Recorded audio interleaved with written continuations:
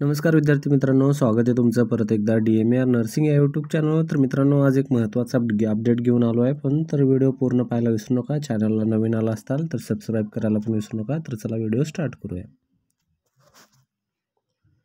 तर पहा, एक महत्त्वाचा अपडेट आहे. Government of India, ministry of department of expenditure, इकॉर्ड आय ब्रांच.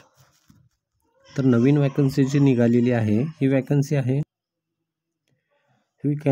जी पहा, ही जी आहे वॅकन्सी जिपमरची आहे. जिपमर ज्यांना माहिती नाही त्यांना सांगतो. Jawaharlal institute of post graduate medical education and research असं याचं नाव आहे. हे पॉंडिचेरीमध्ये याची ही ब्रांच आहे, हे मेडिकल कॉलेज आहे. तर पहा, या ठिकाणी 947च्या पोस्ट निघाले. तर हे जे आहे जिपमर सेंट्रल गव्हर्नमेंटचं, असं लक्षात असू द्या, सेंट्रल गव्हर्नमेंटची वॅकन्सी आहे. तर यामध्ये पे स्केल खूप चांगला असतो, खूप महत्त्वाचा पे स्केल आहे. जे रेल्वेमध्ये म्हणा किंवा सगळ्या ठिकाणी जे पे स्केल असतं त्या ठिकाणचा या ठिकाणी पे स्केल असतो.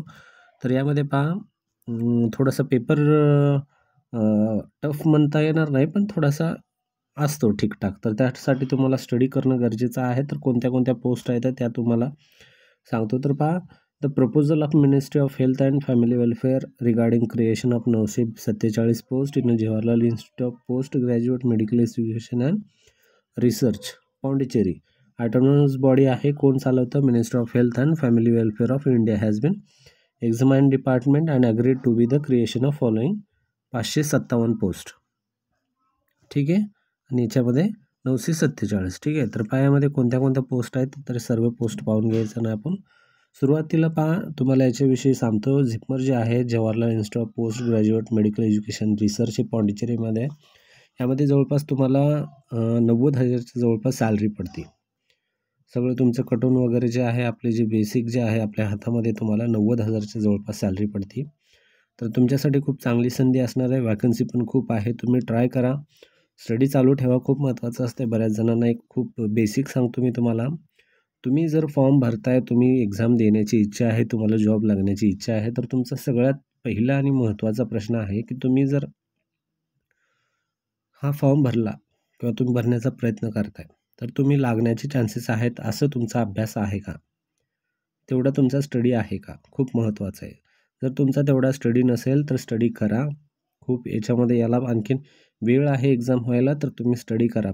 मी सांगतो की DMARच्या संदर्भात पण बरेच प्रश्न पडतात की सर DMARची एक्झाम कधी येईल, DMARची एक्झाम कधी येईल. तर सगळे जे काही आपले विद्यार्थी आहेत, जे काही आपले सबस्क्रायबर आहेत, तर त्यांना एक सांगतो की DMARची एक्झाम 100% येणारच आहे, त्यामध्ये नो डाऊट. जर आज एक्झाम आली तर तुम्ही उद्या एक्झाम द्यायला तयार आहेत का? हा एक खूप महत्त्वाचा प्रश्न आहे. एवढी तुमची स्टडी आहे का? जर 100 मार्काचा 200 मार्काचा पेपर आहे, तर तुम्ही त्यामध्ये 150 मार्क 120 मार्क घेऊ शकता का? एवढा स्टडी झालेला आहे का? खूप कमी विद्यार्थी असतील, यामध्ये खूप तुरळक विद्यार्थी असतील, त्यांचा स्टडी झालेला असेल. त्यासाठी तुमचं स्टडी होणं गरजेचं आहे. माझा एकच सल्ला असतो सगळ्यांना. तर पहा, कोणत्या कोणत्या पोस्ट आहेत तर त्या सांगतो तुम्हाला. तर अभ्यासाला लागा, एवढं सांगायचं आहे मला. साध्या भाषेमध्ये अभ्यास करा, 100% तुमचं लागणार आहे. तर पहा, याच्यामध्ये एक उदाहरण देतो की एक विद्यार्थी होता जो आंध्र प्रदेशमधल्या हैदराबादमधला आहे. तर त्यांनी काय केलं होतं, त्याला सुरुवातीला बरेच 2-4 अटेम्प्ट प्रत्येक एक्झामचे देऊन बसला. तो सगळं ट्राय केला, पण काही मार्कामुळे 1 मार्क 2 मार्क किंवा 3-4 अशा बेसिक 1-2 मार्कामुळे तो फेल होत होता किंवा तो रिजेक्ट होत होता. तर तो काय केला, नंतर त्यांनी 1 वर्षाचं नर्सिंगचा कोर्स लावला होता. 1 वर्षाचा नर्सिंगचा कोर्स केला त्यांनी. 1 वर्षाचा कोर्स हा त्यांनी राजस्थानमध्ये जाऊन केलेला आहे. 1 वर्षाचा 1 इयर कोर्स तो राजस्थानमध्ये गेला. पूर्ण डेडिकेशनने तिथे अभ्यास वगैरे केला.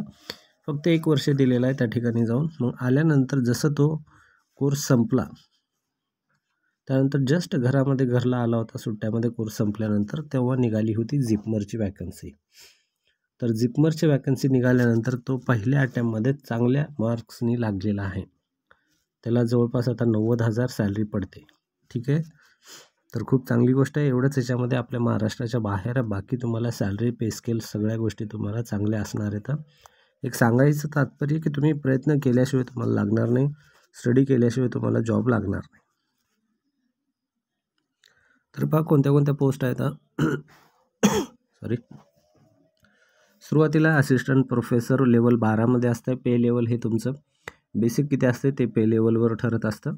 त्यानंतर यामध्ये ॲग्रीड हे पे लेवल आहे, तर प्रपोज्ड ॲडिशनल स्ट्रेंथ आहे, आणि post agreed by DOA remarks दिलेलं आहे. ठीक आहे, हे ॲडिशनल स्ट्रेंथचे प्रपोज्ड आहेत पोस्ट आणि हे ॲग्रीड पोस्ट आहेत.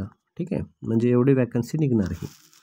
त्यानंतर आहे senior resident, junior resident, nursing superintendent, जे आपल्या संदर्भातलं आहे, खूप महत्त्वाचं आहे. तर नर्सिंग सुपरिटेंडंटमध्ये किती पोस्ट आहेत तर यामध्ये पाहून घेऊ. तर यामध्ये लेवल 11चा आहे पहा. ठीक आहे, पे लेवल नर्सिंग सुपरिटेंडंट जे आहे यामध्ये लेवल 11चा आहे. टोटल याच्यामध्ये सुपरिटेंडंटची पोस्ट असल्यामुळे एकच पोस्ट आहे, ती अलॉटमेंट आलेली आहे. त्यानंतर आहे सिनियर नर्सिंग ऑफिसर, यामध्ये लेवल 8चा आहे. टोटल 10 प्रपोज्ड आहे, तर यामध्ये 10मध्ये त्यांनी किती दिलेले पहा. सिनियर नर्सिंग ऑफिसर 100 प्रपोज्ड आहे, तर एक पण सॅक्शन झालेली नाही आहे. ठीक आहे, आणि त्यानंतर आहे नर्सिंग ऑफिसर, जे यामध्ये ॲग्रीड झालेले आहेत पोस्ट. तर यामध्ये 400 जागा आहेत, तर 400च्या 400 जागाला प्रपोजल भेटलेला आहे. तर 400 जागा नर्सिंगच्या 100% निघणार आहे, त्यामध्ये नो डाऊट. ठीक आहे, तर तुम्हाला 400 जागामध्ये कॉम्पिटिशन करायचं. 400चे फॉर्म तुम्हाला वॅकन्सी आहे, कॉम्पिटिशन खूप जागा असेल, खूप सारं फॉर्म भरतील तुम्हाला. तर त्यामध्ये बाकीचे दुसऱ्या वॅकन्सी आहेत, ॲडमिनिस्ट्रेटिव्ह ऑफिसर, त्यानंतर junior administrative assistant, accountant officer, assistant account officer, stenographer, stock verifier, store keeper, senior technical officer, त्यानंतर टेक्निकल ऑफिसर, त्यानंतर anaesthesia technist, OP therapist, OT therapist, physiotherapist, technical supervisor, x ray technician, senior x ray, orthopaedic technician, dietitian, सगळ्या post आहेत पहा. ज्या basic post आहेत, ज्या दुसरीकडे निघत नाहीत सहसा, त्या पण पोस्ट याच्यामध्ये निघालेल्या आहेत. ठीक आहे, तर त्या सगळ्या पोस्ट यामध्ये आहेत. तुम्हाला जर हा व्हिडिओ पाहायचा असेल, PDF पाहिजे असेल, तर PDF चॅनलवर आपल्या यूट्यूबच्या डिस्क्रिप्शन लिंक थ्रू व्हॉट्सअपमध्ये भेटून जाईल. ठीक आहे, पहा हे सही झालेले 30 तारखेला 6ला व्हायरल बाहेर आलेलं आहे. तर त्यानंतर आपण लगेच व्हिडिओ बनवलेला आहे. तर पहा यामध्ये टोटल 947 प्रपोज्ड होत्या, त्यामध्ये 557 ॲग्रीड आहेत, म्हणजे 557 यामध्ये जागा निघणार आहेत.